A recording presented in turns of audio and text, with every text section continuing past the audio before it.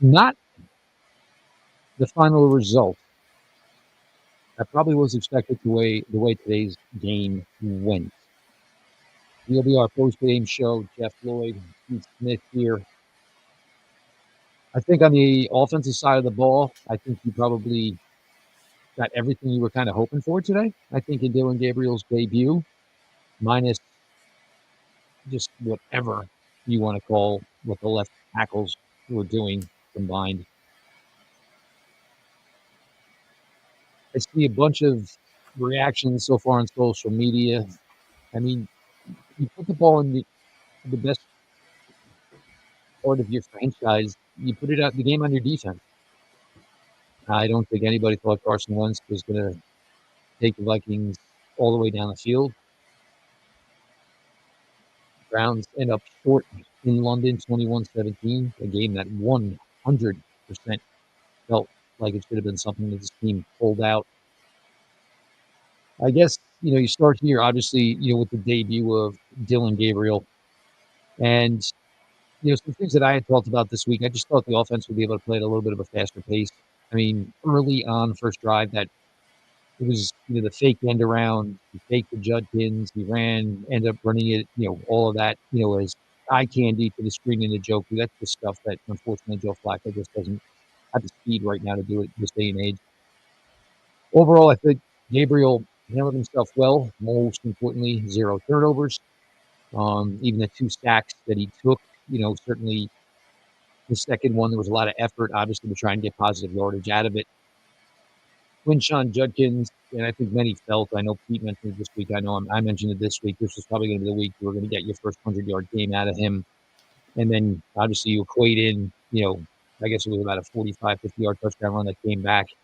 I know everybody was, I think up in arms, that the hold was called on Fannin. It was a hold on Fannin. We didn't even get to see Isaiah Bond's penalty on the same play, but offensively, it's definitely, I would say, a growth day, and you certainly feel better about that. But defensively, I mean, you just get to the point where we knew the Vikings' offensive line was decimated in this game. And I don't know how long it was. It was minimum at least the whole second half. Like Christian Darrisaw was a spectator. So, I mean, there was one legit starter on the field for the Minnesota Vikings offensive line. I mean, the Browns got pulled a little bit in the second half. Certainly not enough for my liking. I think, Pete, if everybody said, and we looked at the Browns offensively, and you looked at what Gabriel did, you looked at what Judkins did, you would have said, this probably would have been one, where the Browns would have walked away from this, holding the W, but unfortunately not the case today. I just think collectively they didn't get enough from anybody. You won the turnover battle 2-0. You would have liked to see your defense do better against the Minnesota Vikings. I think Kevin O'Connell deserves a ton of credit for the game plan he came up with. I thought He gave the Browns a lot of problems, but at the same time, even if you want to say that, you can sit there and blame the defense and say they gave up the game. On the other hand, the offense still can't score 20. And Dillon Gabriel certainly did some things that are really good. He made a couple of really good throws. He left plays on the field. There were a number of plays that could have opened this thing up that he couldn't hit. And I'm not going to kill him. It's his first ever start. And you saw the game plan sort of reflect that against a defense that causes a lot of problems. I give him credit for some of the decisions he made, but there were things that he saw that were there that he couldn't hit. He was good in terms of getting out of plays that were not there, which paid off in the red zone and allowed him to throw a couple touchdowns, which was good. The Vikings, I thought Carson Schwarzenegger had his worst game of the year. The Vikings took advantage of that at points. The defensive line was uneven. But I mean, this is the thing. And then the other thing, I think my overall annoyance with this is sort of my frustration with Jim Schwartz. Jim Schwartz doesn't have pitches. He wants to talk. I mean, he will tell you he does, but they basically just play man coverage and sit there. Now they mixed in zone a couple times. Obviously, Justin Jefferson beat them. It looked like they mixed in zone on the very last play of the game. Yep. that they did not play appropriately, and Carson Wentz read it. But you had 4 backup linemen, you had a backup quarterback, and you still managed to get gashed in the running game at points. You couldn't come up with enough stops at points. Justin Jefferson's phenomenal. He's going to get his at some point. But just overall, again, I just come back to the same thing. Not enough from anybody to win football games. And that is particularly dispiriting because this is sort of the script you write up for the Browns to win a game. Win the turnover battle, control the clock, run the ball well. Quinshon Judkins was good. They handled that really well. I thought some of the screens they designed were really, really effective and had better success than they've had. I thought Jerome Ford did some good things in his usage, but there's no, other than maybe Judkins, and even I'm sure there's plays he would like back. There's just no one on this team where I can sit here and go, you got enough out of them to win this game. And that's sort of where you're left at, which leaves you in a frustrating position because it points to the still lack of offensive punch and talent. But after coming out of the Lions game, my feeling was from a talent and scheme standpoint, there was nobody on the rest of the schedule that was going to be better than them. And at some point, the Browns were going to spit the bit. And I don't think they necessarily did that, but I thought they played their worst game of the season defensively. Overall, I mean, you can point to the Ravens game and say it sort of fell apart at the end, or you can point to the Lions game, it fell apart at the end. You would think, I mean, we'll see. I mean, I imagine Myles Garrett's going to point at himself and the defense and say, listen, we had the opportunity to win the game and we didn't. But I think that's everybody. I think that's everybody on this team can come out and say, I didn't do enough to win. And it ultimately would be true. You brought it up, so I want to go there while it's obviously still fresh in everybody's memory. The final touchdown, obviously, to Jordan Addison. And, well, first things first, Jonathan Vilma is terrible. Absolutely terrible. For a guy who was a linebacker, you think that's one of the easier transitional positions to go into broadcasting. But even right before the half, you can just run it with Gabriel here. With like 14 seconds left, and if you don't score that, Jonathan Vilma's not good. Okay. But, they were basically Denzel challenged him into that throw. First off, I didn't really see anybody underneath that Denzel should have been concerned with. And first off, no, he shouldn't have been concerned if there was anybody underneath. Just drop back 2-3 yards. The safety, yes, was late getting over there, but even still, that is a really difficult play for a safety to make. Pete, to me, it feels like Denzel needed to drop more there. Because, look, if that was the case, and Wentz didn't throw it because Denzel dropped, you just turn and look for what's in front of you. I mean, you were trying to ultimately hold them to a field goal there with the theory of going to overtime. I just kind of feel like, Denzel Ward, that's definitely got to be on him a little bit. It's a tight window to make it, make that throw. But by Ward basically giving him it and saying, I dare to see if you can make this. Well, Carson Wentz is still an NFL quarterback. Well, not only that, but it would then suggest that Ronnie Hickman's got to go over there, and it looked like he was way too far inside to make it.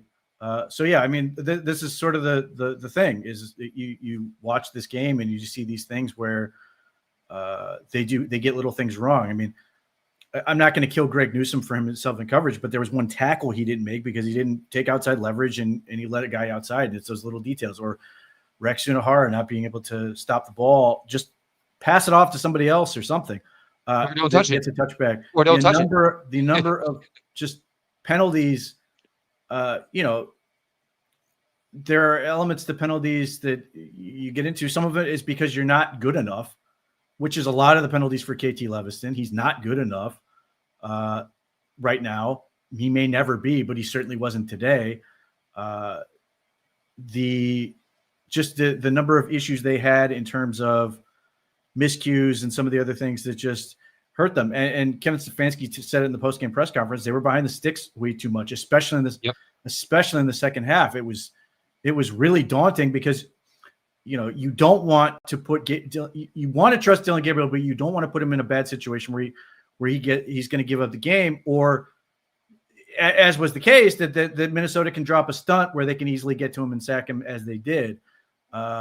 So, I mean, I think Jim Schwartz and Kevin Stefanski are both going to have to own some of this as that's sort of the deal. I thought by and large Kevin Stefanski's game plan for basically the first 2 quarters was good.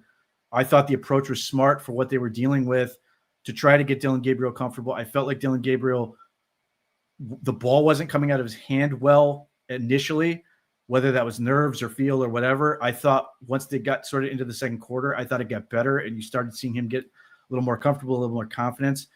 But like the throw he left short to Judy, that Judy couldn't come up with was a missed opportunity. He comes back. He makes another great throw to Judy, which I thought was his best throw of the game. Makes a very tight window throw to David Njoku to help set up that touchdown, which was good. He obviously makes a nice throw to Fannin, which was a more difficult throw than I thought it looked on the broadcast. He makes a great throw to Njoku for the touchdown in the second half. But like, this was my fear with, not to say, I'm not saying that putting in Dillon Gabriel was the wrong choice, but this was my fear, is it sort of puts you into a little bit of a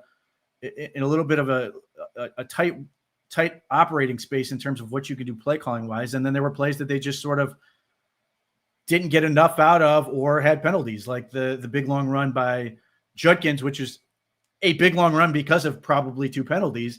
But nevertheless, like, if you execute that better, that could have been a monster play.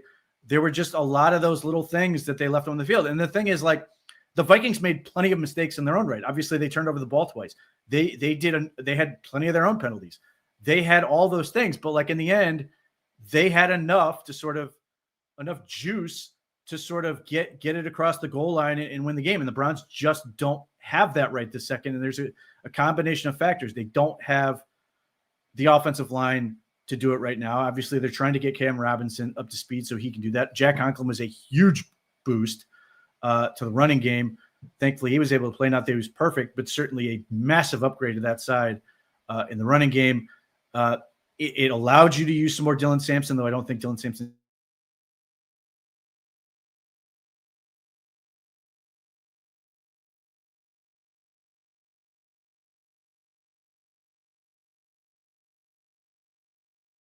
Well, we wait for Pete to get right here. Obviously, Samson, there's some trust issues. Obviously, to this point, if he's on the field, he's kind of used for, eye candy, motion, a couple of times actually getting the ball into his hands. Jerome Ford is, going to continue in that role until the Browns get a little bit more confidence, certainly in Dylan Sampson. Malachi Corley involved a little bit, and it's actually interesting because I think the Browns like him, I guess, at his size, because if you notice, Malachi Corley was on the field for a lot of, third and short type things. So I think they maybe feel they have somebody there, that they can trust maybe more in a little bit of a blocking standpoint. Did get the one end around for 11 yards. Certainly, Lavardane for the most part involved as a punt returner, and I thought for the most part it went good. I know some people were getting on him. It was a difficult spot on that last one. Not the last one, but the one where the ball was bouncing. Last thing you want to do there is, because you're basically fair game at that point. So the ball's in the air bouncing, and it's the worst feeling as a returner, because everything in you says, you know what, just make sure you secure the ball, but you can't calculate for, sacrificing. The ball is your ball until it's not. So if you go and you try to make that play in any way, it takes a weird hop, it hits you, or you get lit up because those guys end up being a lot closer to you than you anticipated when you actually get your hands on it. So, yeah, I mean, on the surface, it looks probably like a bad read of a bouncing ball by Lavardane. But in the same respect, hey, Browns got past it, ended up getting the ball off the goal line, gave Barjaquez, enough room to punt it. So, no harm, no foul essentially there. But Pete, yeah, you were going, on with it a little bit, and certainly it was going to be a little difficult to get the wide receivers fully involved. You know what I'm saying? That's one of the things, when you're going with a rookie quarterback, obviously you're trying to, keep things a little bit more simpler. Certainly a better day for David Njoku, best day of the season to this point. Even the one where Judy did drop it, and look, it's, first off, if you think Jerry Jeudy is the guy even close to what he did last year, I don't know how we go 26 minutes of game time before Jerry Jeudy gets a target. In the same respect, Jerry Jeudy having the yips right now certainly is not going to make anybody command that we get Jerry Jeudy some targets. Vo, in a way, was a catchable ball, but Jeudy couldn't come up with it. So I guess, I'm trending closer to that. Yes, everybody if everybody had given 1% or 2% more, maybe this game never gets to where it was. But again, I just keep going back to five penalties between two left tackles. And even Levison, the last one where he held, and I guess it was Bernard, I think he false started it. And at that point, they just didn't even care. It's like, man, we're just, because the refs certainly didn't have their best day, because I thought taunting was something that was being brought back this year. And Jefferson made a great catch on Greg Newsome and got up and basically told him and tossed the ball basically in his general direction and told Greg Newsome what an incredible catch he made on Greg Newsome, which, the offensive guy in me will let taunting go. But I mean, if we're calling taunting, I mean, that was literally the video definition of taunting. Yeah, look, what's weird is people are like, I understand the criticism. Like, people are mad at Kevin Stefanski for the last drive of the game because they ran the ball twice into stack boxes and then threw it. And I don't know what Dillon Gabriel's decision was there. I didn't like it. And this sort of underlined my problem with sort of Dillon Gabriel's, again, I don't think he played all that well. Again, rookie in his first play. But the previous drive, it would have been better off just running forward 2 yards and sliding down. Keep the clock running. Make them make a timeout. They tried to be more aggressive the drive before, and they couldn't connect on anything. That was the one where he rolled right, and Njoku, I mean, granted, no, he missed him. He missed him. Yeah, but even still, I think Njoku just put up one right hand. He missed him. It wasn't close. He was mad at himself. He knew he missed it. I know, but it hit Njoku's right hand. It's a 5-yard ball. If he threw that ball appropriately, Njoku's running for a first down. Sure. Even if he managed to wrestle that ball in the air, then he's probably not getting much yardage because the throw was so off target. It was a bad throw. Gabriel knew it. This is the problem. And I'm not going to beat up on him. Dillon Gabriel didn't lose the game. He just didn't win it either. And that's sort of the problem, is the Browns needed him to win the game. They needed a lot of guys to win them the game, and they didn't come through. So this is where you sort of get into this thing where everybody on this team has to own this, because everybody on this team sort of contributed to losing and not being enough, which is unfortunately where they're at right now. And this is exactly the type of game they need to be able to win. And look, this is also part of the problem, is because they aren't good, because they aren't good enough. The margin for error is so thin that when they're in these type of games, they have to win them. So in a league that is basically designed to be 50-50, and granted, Kevin O'Connell has been awesome with the Vikings, with him as head coach, have been awesome in one-score games. My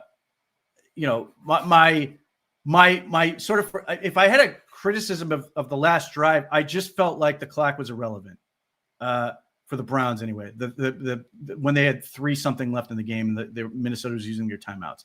I didn't think that the clock mattered all that much at that point. So, I don't necessarily have a problem with trying to run the ball with Quinshon Judkins, because he's been great and he's been the driving force of the offense. But I did feel like they needed to have something else there to try to deal with that stacked box situation. But again, the problem you run into is if you're trying to roll Dillon Gabriel, if you're trying to roll Dillon Gabriel, you're going to roll him left. And unfortunately, that's to the tackle that was struggling. And, if you want to put help on that side, that creates another dynamic. But again, it just comes down to Joe Flacco playing so poorly puts you in a position where you felt like you had to put Dillon Gabriel in the game. And again, he was fine. I'm not going to sit here. I'm not beating up on the kid. He was fine. It's just, if Joe Flacco had been better, then you could have had a veteran quarterback play this defense and perhaps do a little bit better. Ultimately, they made the choice they did. They didn't get enough out of Dillon Gabriel, even though he was able to be largely effective in the red zone.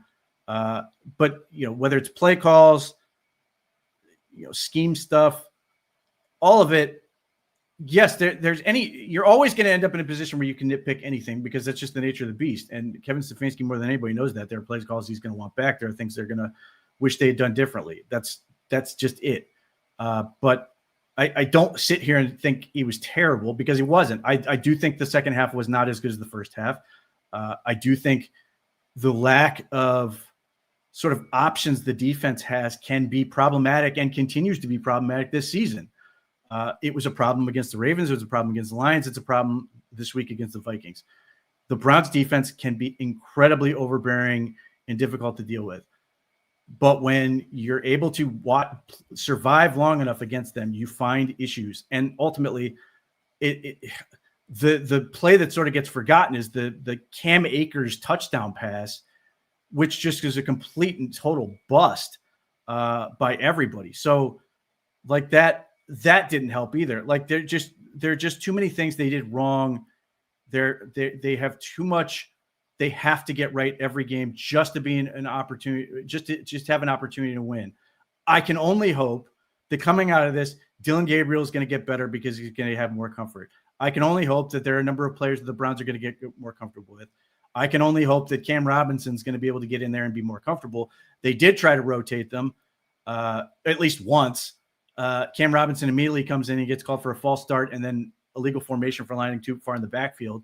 The Browns basically bailed on it. But one, I don't care. Dillon Gabriel's height was not an issue. Dillon Gabriel's mobility was not the saving grace, nor I didn't think it would be. I warned people that Dillon Gabriel's legs are helpful, but they are not going to save you from some of the stuff they dealt with. And ultimately, they weren't. He was able to scramble for a couple things, but they ultimately didn't matter very much. They did get to move him outside the pocket a couple of times to effect that was helpful. So, like, it did open up some things, but they've just got to get better. The positive out of this with Dillon Gabriel is David Njoku was far more involved in the offense, which you needed him to be. I thought he had a good game. I thought they could have had more. I was a little disappointed in the first half when they ran forward on like the 8-yard line, because I thought the Browns had the exact same matchup with Njoku and Byron Murphy or something. He was singled up. I thought they were going to take a shot there, and Ford ran for nothing because nobody blocked. So there's all these little things where I sit here and go, man, I wish they would have done this differently. I wish they would have done this differently. But the bottom line I keep coming back to, whether it was, just I wanted more out of everybody, and they needed more out of everybody, and they get it. And that's why they are now sitting at 1-4. This year, whatever they wrote, look, getting Cam Robinson this week, it wasn't a bad move at all. I think one of the bigger problems was it was the week you were going to Europe. So, Cam Robinson got into the building, participated in Wednesday practice, and then Thursday was a glorified walkthrough. So it was just a difficult week. If it had been a straight home game where you were in Berea the entire week, yes, there probably could have been the opportunity to probably have, Cam Robinson ready to go to be the full-time starter. I again, like the move. I just felt that it was just, unfortunately, it just wasn't the right week to be able to, break in Cam Robinson, fully in that regard. Jerry Jeudy, unfortunately, right now, and I think everybody just assumed you were going to get the same type of production of Jerry Jeudy this year because you weren't going to be going 4 or 5 quarterbacks. It's not there to this point. And then obviously that wide receiver room gets very young and it gets very inexperienced after Jerry Jeudy. I didn't hate the what turned out to be the final play call to Jamari Thrash, because I think you kind of got a peek at the Hail Mary, which, ended up being, that Kevin O'Connell called timeout. And I think you were in a situation there where maybe you didn't necessarily trust Dillon Gabriel to get the ball to the end zone, because the first one pretty much fell short. So, I think that's kind of why the Browns did what they did there. That's just a better play by the defensive I'll back. say that play was awesome. I really like that play. I just give all the credit to the Minnesota defender who got just enough of Jamari Thrash to knock him short. Yep. The play design was good. They got what they wanted, and Dillon Gabriel made the right throw. It's just Jamari Thrash was unable to get out of bounds. They had the time. They had all of it. Like, I was bummed that they didn't get another shot at it, but I liked it. I liked everything about it because you were going to get another shot at a far more reasonable distance if you did that. I mean, part of me sits there and wishes they had done that to play before, but Yes. you got in your Hail Mary look, and the Vikings you like the look you got to take the shot down the field. I can't hate that. I mean, obviously the Vikings called timeout because they weren't necessarily comfortable with what they were in. I thought the last play call was good. It just the Vikings had enough, and that in large part is the difference in the game. The Vikings always had enough, and the Browns didn't, and that's where they're at. That's where they are in terms of the youth and inexperience on a lot of areas of this team, but defensively, not enough. But again, I thought Quinshon Judkins's worst game. I thought the Vikings were able to exploit some of the things. He was caught in, I don't want to say no man's land, but there were too many situations where he was seemingly caught between trying to do one thing and another, namely allowing the Browns allowed tight ends to sort of find that space right in the middle of the field. And it wasn't just him. I mean, Devin Bush is there as well. But I just felt like this was the first time where somebody has been able to sort of really exploit and attack Quinshon Judkins. I also thought the linebackers had their worst game in terms of filling at the second level as run fits. Now, again, I don't think the Browns got enough from the interior at points. It was from a defensive line standpoint, I thought this was the most rabidly inconsistent performance I've seen from them all year. And I'll use Mason Graham as a great example. Mason Graham at one point went run, stop, pressure, drew holding penalty 3 plays in a row. And then there were other times where he was either attacking and just in the wrong gap and wrong relative to the play, not to what he's supposed to do. It just the Vikings found the plays that worked. I thought their quick hitting run game was really effective at points. The Browns sort of got on it as the game went on, but they ran some traps and some other things that were able to sort of get on the Browns quickly. But I don't think the linebackers were as good this game in terms of filling at that second level. They've been dominating at that for the most part. And again, that's the difference. It's like that's how thin the margin is with the Browns right now. Is you need so many things to be right in order to have a shot, or whatever. But bottom line is, whatever you think of the defense and the things they were unable to do, 17 ain't enough. It is not enough in the NFL. And frankly, I came into this game thinking the Browns were going to get a defensive score. I thought the Vikings might as well too, for what it's worth. But they just couldn't do enough to Carson Wentz, which is really frustrating. I don't think guys took enough advantage other than Malik Collins of the attention Myles Garrett was getting. Alex Wright was able to get home at one point and beat Justin School right off the rip. But just overall, Isaiah McGuire punches the fumble out. But this is sort of the thing, is like, you need this group to be so good so much of the time. And this was a game where, like, by and large, the defense looked like a lot of other defenses in the league where you give up yardage, but then you find a way to bow up and make a stop in the form of a turnover.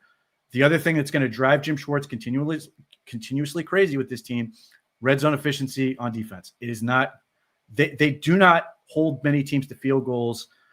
Obviously, the Vikings did miss one, which certainly made this game even closer. But they got to the red zone 3 times. They scored all 3. And that is the thing that's going to drive Jim Schwartz nuts, because that has been the problem. The Browns defense has been outstanding by and large, but when teams get at the red zone, they are, for the most part, super effective. They've had their moments, but this game is certainly not one of them.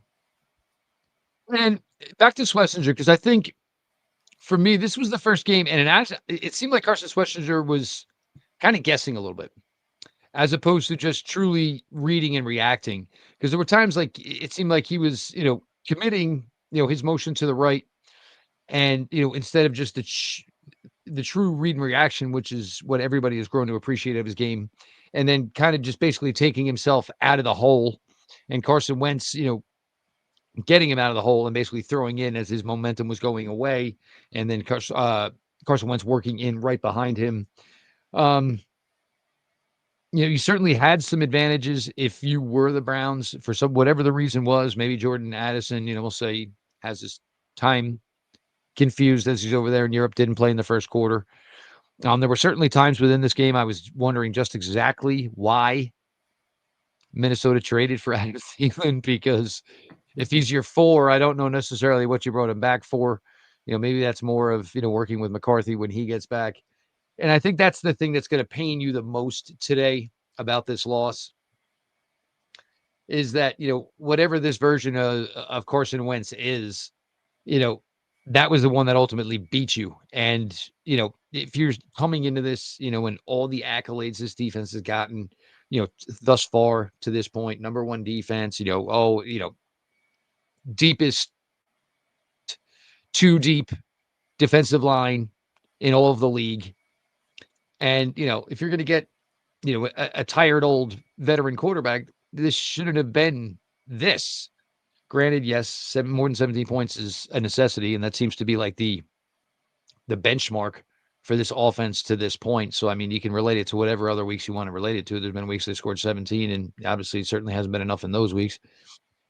And I think that's just the frustrating part, and the thing you're going to walk away from this is, Minnesota decimated, playing a backup quarterback who at times where he was moving around looked like an old dad maneuvering a living room full of Legos. And then after 60 minutes of it, you realize you lost to that offense. Yeah, I mean, look, what I found incredibly surprising, particularly in the first half, was the number of times where it seemed like they had Carson Wentz dead to rights, and then he ended up scrambling for yardage. Now, he got punished multiple times. Carson Schwarzenegger hit him and rocked his shoulder at one point, but there was one situation where I thought Alex Wright had had a sack that he just missed, and it allowed Wentz to scramble and gain some yardage before ultimately tackle. Again, they punted on that, so it wasn't like a big deal, but whatever. That was sort of the game. Myles Garrett gets what is not a sack, ends the drive. I was hoping he could punch the ball out there and get a big play, but that's sort of we're waiting for the Superman play to sort of save us in these games, and that's not sustainable. Yes, it would have helped. It would have helped them win this game. But even if they won this game and we're sitting here 2-3, I would still say a lot of the same things in terms of it's just a really difficult way to win football games until they get better.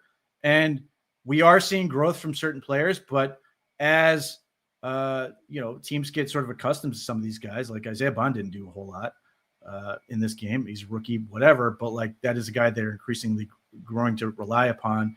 And teams are going to take teams. I thought Minnesota leveraged their coverage over to Jerry Jeudy quite a bit to make sure that he was limited in what he could offer. That allowed the Browns to do some other things. They used the backs out of the backfield really well, but yeah, I mean, it comes back to the same stuff.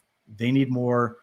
They need this offense to get better in a hurry. The schedule has been absolutely brutal, but nobody cares. Nobody's gonna sit here and feel bad for the Browns that they've had this ridiculous schedule where this game was a home game, and now they got to go back on the road and play the Pittsburgh Steelers.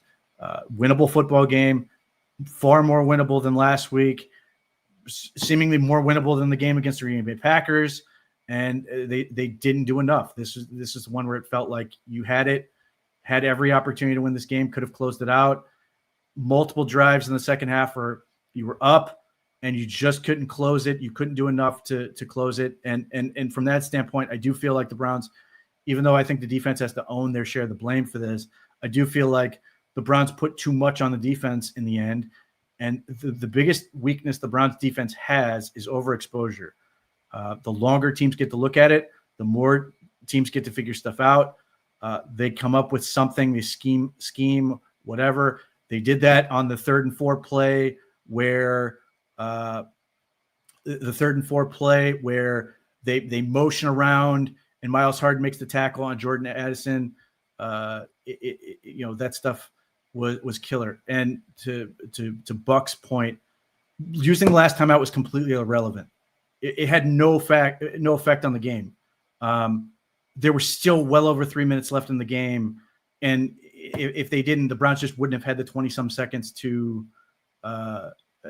try to mount a drive at the end. It didn't matter. The only thing that changed was the Vikings were more casual in their approach on the last drive of the game. That's the part that's frustrating. Again, my criticism of that, if you want to say Kevin Stefanski's too conservative in that area, I'm inclined to agree. I don't know what the answer was in that circumstance, but it just felt like 3:30 trying to get them to use all their timeouts wasn't going to be enough, because even if they used all of them, their offense was cruising down the field when they did get the ball back. The Browns, I think, forced them into 1 third down the entire drive, or maybe 2. That was, that's why the Vikings won the game. It wasn't a clock issue. It wasn't a time issue. Time was.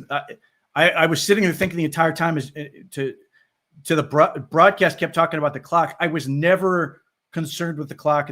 My feeling the entire way was you were going to have to get a stop, or you were going to have to score again. And that's ultimately what bore out. The timeouts, that particular play was irrelevant. If they got a first down, Kevin Stefanski's a hero. I don't know what Dillon Gabriel was looking at on that play. Kevin Stefanski said he was pretty happy with the play call. So I don't know if he saw somebody open and thought they had a good look. But ultimately,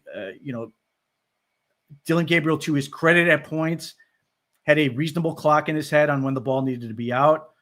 That was one where, obviously if he holds the ball too long, it takes a sack, or it fumbles or something like that. It's a disaster. He throws a pick or whatever, but maybe he just misfired. There were a couple over the course of the game, there were a couple throws when he missed, save for the Judy throw where he left short.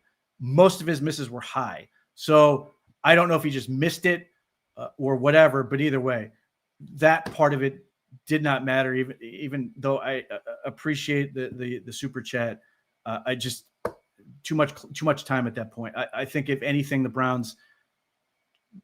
game was longer than the Browns planned it out for in that situation.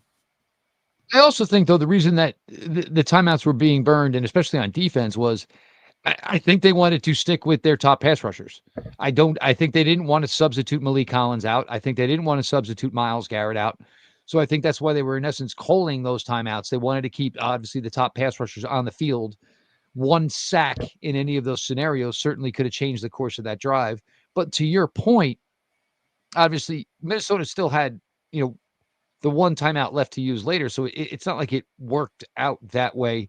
But there is certainly the case to be made that the way they handled it was our defense is going to get the stop, or they're going to get the field goal, and most likely we're playing for overtime. I get what everybody's saying, it would have been nice to have a timeout, with 20-something seconds left.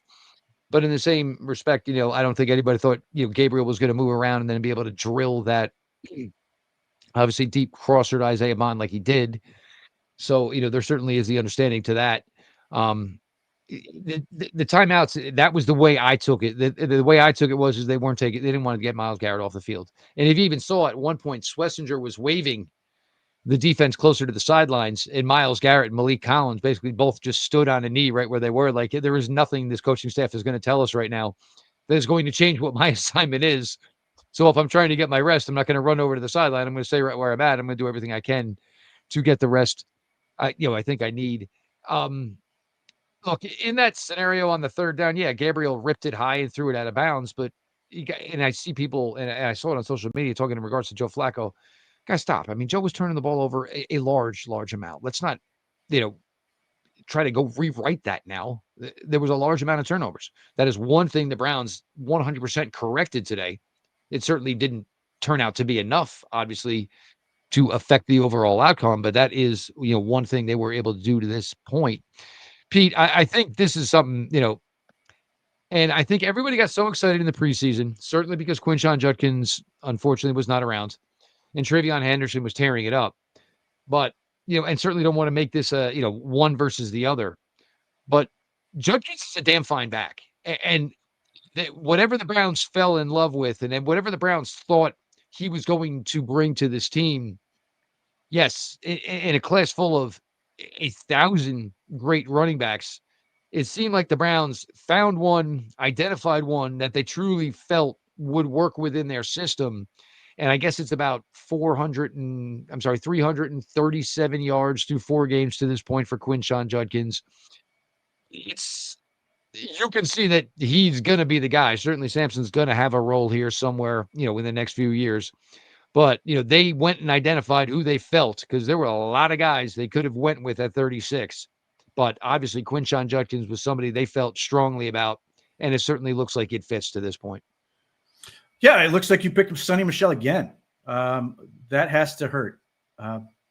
But yeah, I mean, Quinshon Judkins has been even better than I thought he was going to be, because I've seen more vision from him than I thought he demonstrated in college. I thought he found a number of running lanes. And there was one, it was the 14-yard run, and he actually dipped in to sell it, to almost widen the lane to the outside, and it worked perfectly. Yes, but go ahead. Yeah, look, this is where I thought Jack Conklin was great. There were a couple of big runs he helped open up on the right side. This is sort of the frustration, because KT Leviston can help as a run blocker, though I don't think he was as good as he has been the past couple of weeks in that area of the game. They were able to move the opponent off the ball at points. They were able to control the line of scrimmage at points.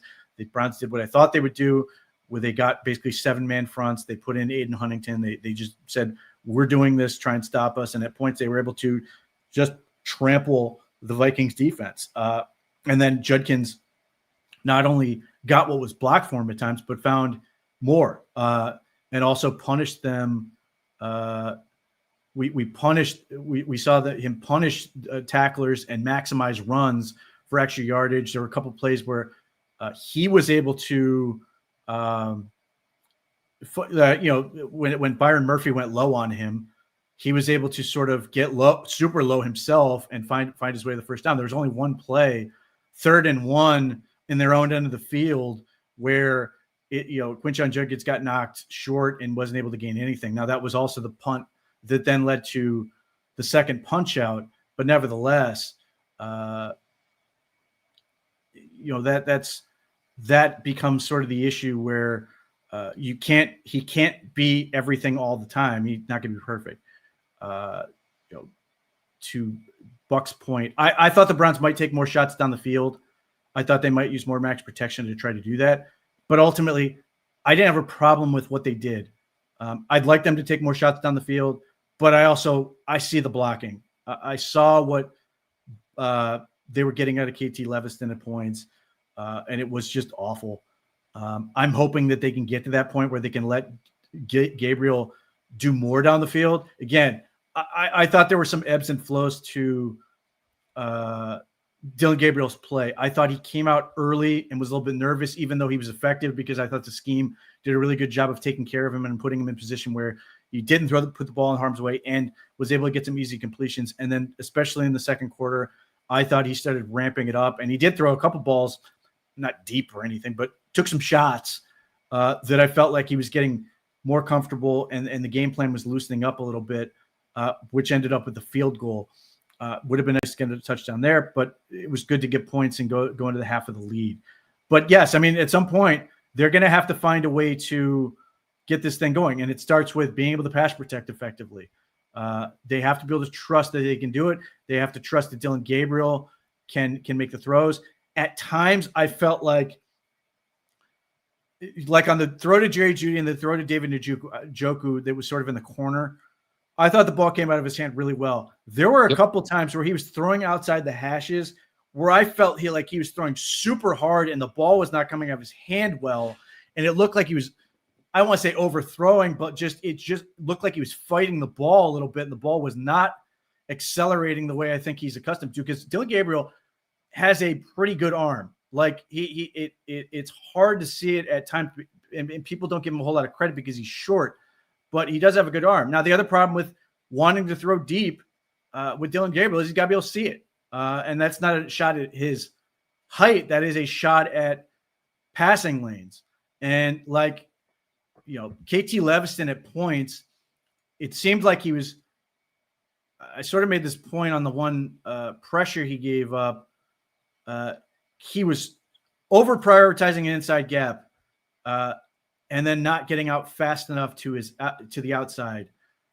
And the thought process I expect was, look, if I can get, if I give up pressure inside, Dillon Gabriel's height is now a factor and his pressure is in his face. If I can at least get the guy to take the roundabout way, hopefully I can then step out and sort of push him around and keep Dillon Gabriel's throwing lane clear. That's important, especially when he's trying to go to his throwing hand side and he's left-handed. But obviously there were points where KT Levinson was then not fast enough to then adjust and kick back out and sort of seal that, which caused some problems and did those things. So like, I absolutely want to see more deep shots. I want to see those things happen, but I need to see one, his comfort level continue to increase. And then two, the Browns feel good about their protection long enough to be able to do those things.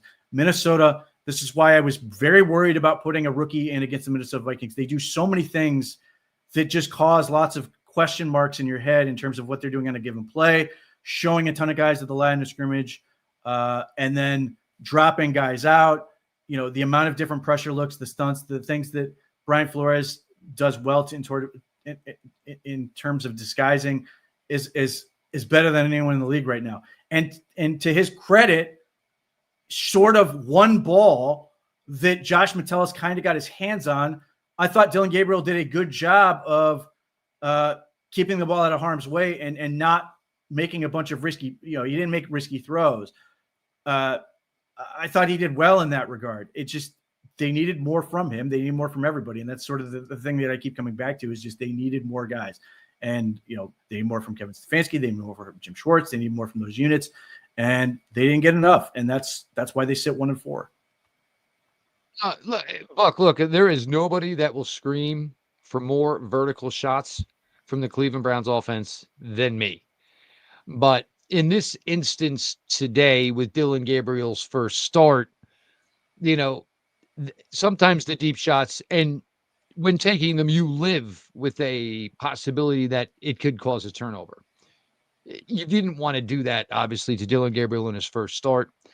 And let's be honest right now, one of the most difficult ways to create separation is obviously to get open vertically. And if there's a all-around lacking issue at points with this wide receiver room, and after Jerry Jeudy, the fact of its overall inexperience and youth, yes, that's one thing, certainly.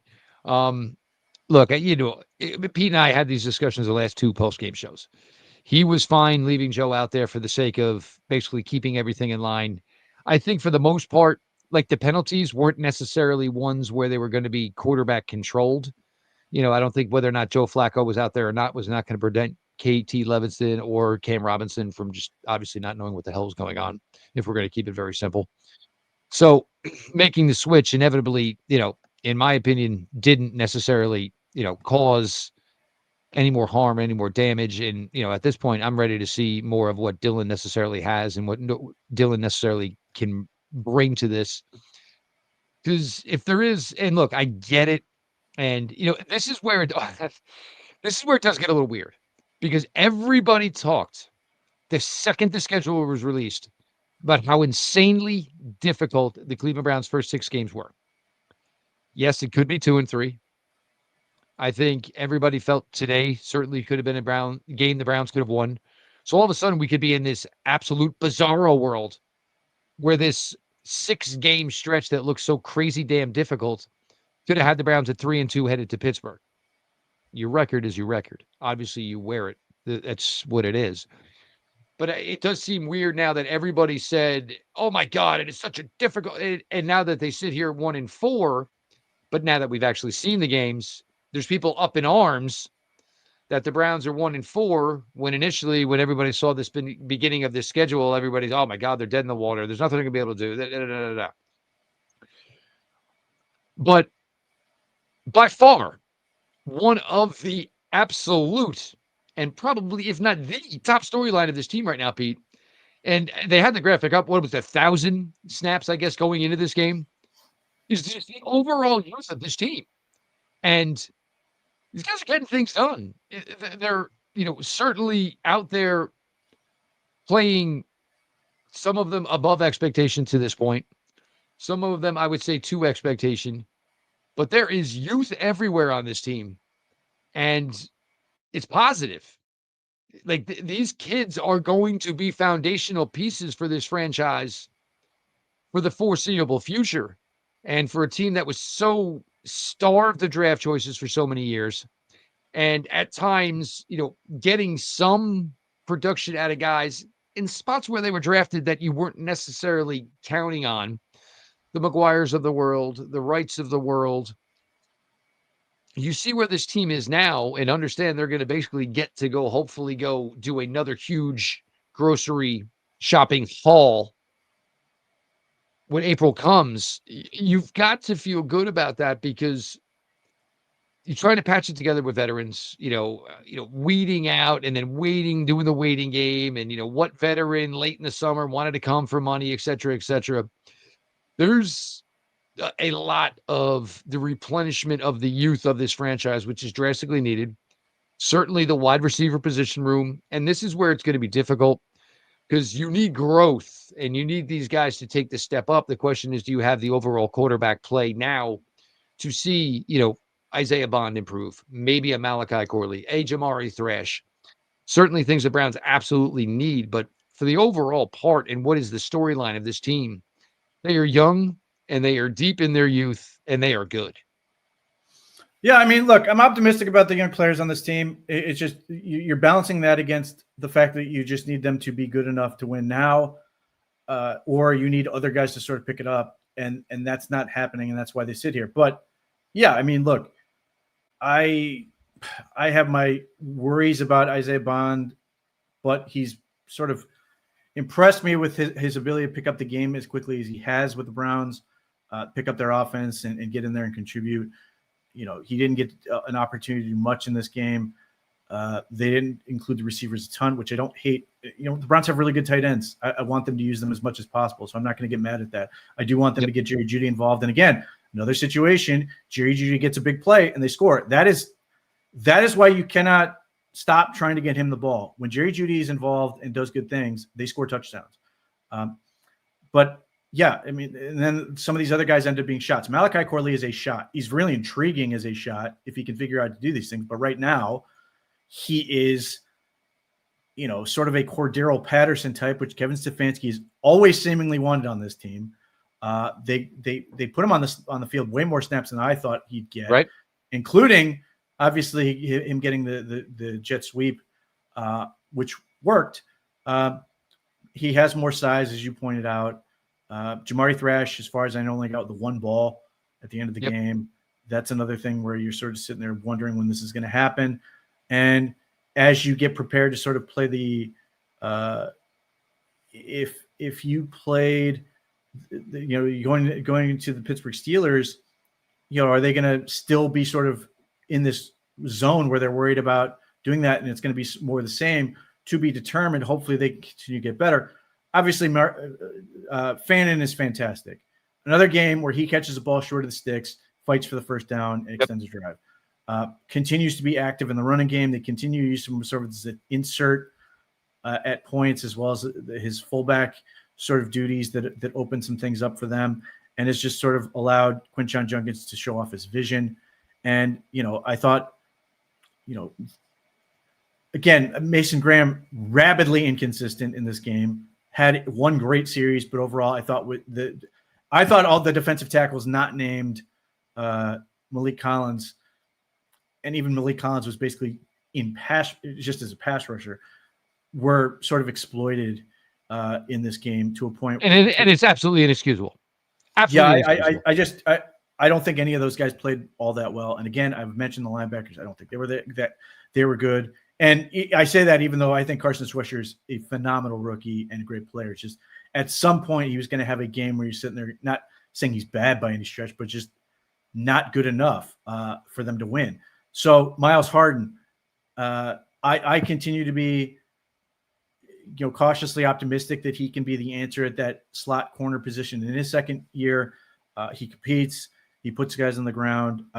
You're going to get beat when you play man coverage at points. That certainly happened.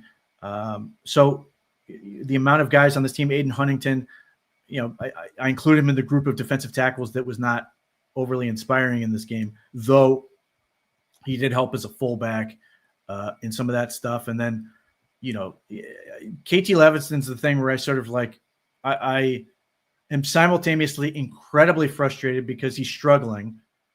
And then I also sit there and go, well, he's not really supposed to be in there, and they're sort of forced to play him. And he does have upside as a run blocker, and I can see where the appeal is. I don't like the plan where he's your starter. Even look, if Cam Robinson wasn't your answer, I guess I'm surprised that they didn't at some point consider going to Cornelius Lucas at left tackle and seeing if that might help the situation. But yeah, I mean, look, the youth on this team is building a foundation, which this should be made out of concrete. They've got to keep it up, and they've got to be able to build on more than one good season. I do think, for all the things I'm saying about Dillon Gabriel, I do think he adds to the rookie class. I'm not going to sit here and say he's the answer, but I do think he's adding to the rookie class, and that he can come in and play and be reasonably effective. And if they get more, they win the game. So, that's one more element to this thing. But obviously the offensive line continues to be an issue. The quarterback position isn't solved by any stretch, and Dillon Gabriel will continue to have a shot, and hopefully he can build on it and play better. Pittsburgh's going to make that tough. We'll see if he can sort of, get a big win on the road, because if he can, obviously that's going to help him quite a bit. But that's the thing that's sort of frustrating for me is because of all the things we're talking about in terms of the youth of this team, I want to see them win, because they need to win. They need to see this thing working. And yes, they can sit there and go in the film room and point at all the things where they're this close that, and be like, yeah, we can get better at this. But I think the Packers game was invaluable to this team. I think getting wins against a team like Minnesota would be huge. If they can go ahead and get a win at Pittsburgh, I think they're okay. My overall thought process on this first 6 games was just find a way to get through it as a team, find a way to get through it healthy, and be able to sort of tread water long enough to then hopefully start playing better when you get to better teams. But it does not eliminate my frustration that you had 17 basically in the third quarter, and you couldn't get any more than that. It doesn't change my level of frustration that the defense just couldn't. Again, I think they were I think they bet on them too many times, but I was hoping that they would come up big and make one more stop, or get a big turnover, or score something to win that game. And those are the things where I sit here as an onlooker, and somebody looks at this team and sees the young talent. I want to see them see the fruits of their labor pay off in a big way. And, maybe these type of games build character and will help them be a better team. But I wanted to see them get the success. You guys got to stop with the Shedeur stuff. Okay. In the comments, you absolutely got to stop. Go back to week 3 of the preseason and watch Shedeur's final performance against a whole bunch of future insurance salesmen and assistant coaches. His issues with pass rush are scary to the point. And I remember we said this when they put in Huntley to close out that game. It wasn't that they were trying to win, as my good friend here, Pete Smith, said. They were trying to save Shedeur Sanders from getting injured. Yeah. Because he has no concept. And in the back of his mind, I think he thinks he has all the athleticism of his father, when he probably has none of the athleticism from his mother. So, guys, you got to stop with that, okay? He can throw the ball, but unless you have a Mount Rushmore of pass blocking offensive linemen in front of Shedeur Sanders, I don't know that that's ever going to even be a thing. Maybe not even in Cleveland.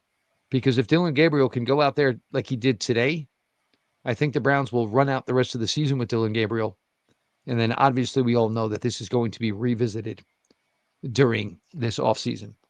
For people who think that Shedeur had no blocking, there are any number of places you can look at video. He has blocking, he has open receivers, and he just doesn't throw the ball. He looks down, he drops way too far back. It was god awful. Like, it was out of the league bad. And that's Corey Patterson. Shedeur Sanders is the slowest quarterback probably in the room. He might be slower than Joe Flacco. You have to be kidding yourself if you think Shedeur Sanders has athletic ability and legs. You got to stop with it. I, as I pointed out, and I've continued to say, I think there's ability where Shedeur Sanders can be a long-term starter in 2 years. I also think the negatives for him could get him out of the league. So he's got to fix those. And the problem is, he looked better in the first game. he did some good things, but he still made some bad plays in that, and took sacks that he had no business taking. He ran out of bounds instead of throwing the ball away. Like, these are things that you cannot. He walked himself into it like a 29-yard sack. Like, you cannot do this stuff. A 4th and 1, he turns around and runs the other way. Like, you can't do that and be playing the NFL. But like, Shedeur has so much work to do. The talent's real. There's talent there, but Dillon Gabriel is way ahead of him. And that's not to say that Dillon Gabriel is the answer, because I don't think he's ultimately going to be, but I understand why Dillon Gabriel is certainly ahead of Shedeur at this point. If you throw Shedeur out there, he's going to die. If you think the pass protection was bad for Joe Flacco, Shedeur and Joe Flacco certainly did a number of things to make his own situation worse. Shedeur is going to make that even the nth degree worse than that. He cannot protect himself. I've said this all along with him. He is a huge net positive. He makes for his receivers. He makes his receivers better. He throws the ball and puts it in position to make his receivers look better than they are. He is, however, a net negative for his offensive line. He makes them look far worse than they actually are. So, look, again, I cannot say that enough. There's real talent there, but he is not ready, no matter what he says or anyone. And I want him to think he's going to be good. I certainly don't want him to think I don't want him to say I suck, but and I think he's largely handled himself well. I don't know why people keep shoving microphones in his face, but whatever. He's got a lot to grow, and that's why he went in the 5th round. That's why the NFL let him fall as far as they did. And the exact same reason that the Cleveland Browns benched Joe Flacco for Dillon Gabriel is the same reason they didn't bench Joe Flacco for Shedeur Sanders. It is the exact same reason. Look, today's difficult. I'm not going to lie, because I think we all sat there, and I would say up until about 12:27, 12:28, all of a sudden we got back into the, oh crap, here it is all over again. Look, as Pete said, everybody certainly could have done a little more lifting today. But I think when you just look at the overall circumstances of this game, and a backup quarterback, and at one point 4/5 of the offensive line for the Minnesota Vikings was all reserves, I think it felt like it should have been a dream scenario for the Cleveland Browns defense. And unfortunately, that just was not the case today. Now, you head on over, of course. Thank Buck, of course, a couple of super chats. We do appreciate it greatly. Very consistent each and every week, buddy. We thank you, obviously, a ton for that. The OBR.com, certainly there'll be a ton, of written content. Pete, if you check the message from Jack Duffin, kind of ironic, a certain player grade that came through today. Jack's got something going on, Jack Duffin, and obviously, smiles indeed. And, Jack, obviously, we're all here at the OBR. We're thinking about you. We're excited for you as, this whole next chapter starts for you. Congratulations on everything. And, we're thinking about you as this day unfolds. So certainly funny, just a message that came through from Jack about a certain Browns player today on what is one of the biggest days of Jack Duffin's life. Personally, some of us here from the OBR, I'm sure some of you through social media would, probably catch the joke on that. But get on over to the OBR.com. Of course, plenty of written content, the best Cleveland Browns written content you will get, of course. Make sure while you're over there, look into the VIP access, insiders forums, ask the insiders, of course, subscription bundled with Paramount Plus. The continued support for the OBR streaming network. I'm glad you guys could all get out today. Certainly, we talked during the week about what was going to be the best time to get this post-game show up, with the difference, certainly, with the Browns schedule playing at 9:30 today. I saw some people put it out there. Yeah, I got to be honest. Yeah, I'm old enough where my Saturday nights are not crazy enough that, if you want to put a 9:30 NFL game out every Sunday and you want to take me from 9:30 a.m. to 11:30 p.m., let's freaking rock. I got no problem with it. If I want to command 14 hours of NFL football on Sunday, let's stinking absolutely do it. It just gives us more action to talk about, more action to watch. Obviously, certainly gives a team like the Cleveland Browns, who did not get the opportunity for a primetime game this year. It's not prime time, but breakfast time, hey, whatever. it's a chance, for a team that we all care about and we're all passionate about, for everybody else to kind of get their eyes on it. And I think everybody came away from the, same result today, is that the Browns unfortunately just, fell short from a game that, if they had been able to hold it together, hold it tight for 60 minutes, they probably should have been victorious. Tomorrow I will, of course, be back with you guys starting at 6:00. Of course, Barry, Pete, Lane, 7:00 for the Gang of Three.